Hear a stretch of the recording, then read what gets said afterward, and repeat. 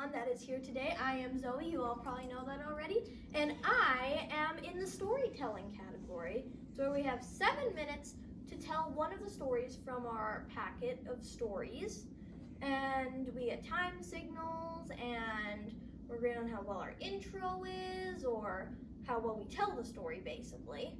So yeah. I will start now. Yeah. Okay.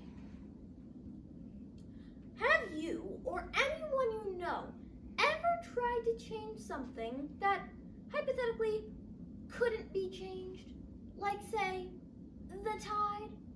Well, that's exactly what some foolish crabs decided to do in this story. Fight the waves. This is the Battle of the Crabs, as told in a story that I cannot remember.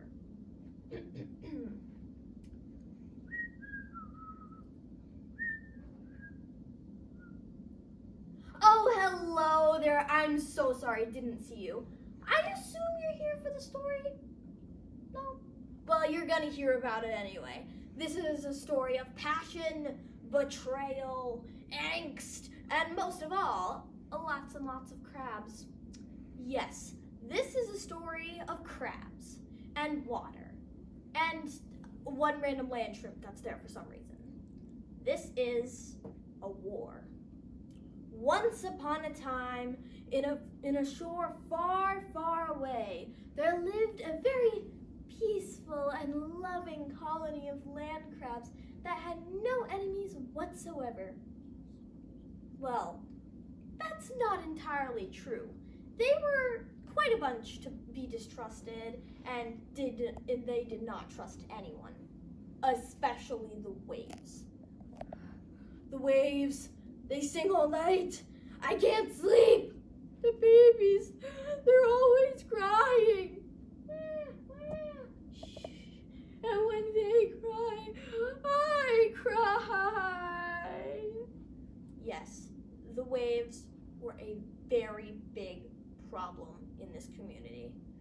So, but no one decided to do anything about it until one fateful day when a young land crab decided to speak up. You know, like, if the waves are such a big deal, why don't we, do something about it? Oh, you youngsters always thinking you know everything. The waves are too strong. They'll knock us apart. I mean, we won't know what'll happen if we, don't try, right? But isn't that, the whole point? Of course we tried. Don't you remember the Ed Asner incident? I mean, yeah, but nobody liked Ed. Unfortunately, all the other crabs believed this young, naive land crab, so they sharpened their pincers and got on their equipment as soon as they could and marched down to the shore, where, before they could get to the waves, they saw a land shrimp. Oh, hello, crabs. What are you doing out on such a fine evening such as this? We have come to fight the waves. Oh, no offense, but those legs of yours are too small and weak to hold up your bodies. How on earth do you expect to fight one of the most powerful forces of nature? And the land shrimp laughed at his own little joke because he was kind of self-centered. But the crabs, they did not laugh. They pinched and prodded at him until they made the land shrimp help them fight the waves. I don't even see what a big deal he'll be. His eyes are on the size of his head. That's not normal. Well, I think they are very, got to go. And the land shrimp took off before anyone could figure out what he was running from.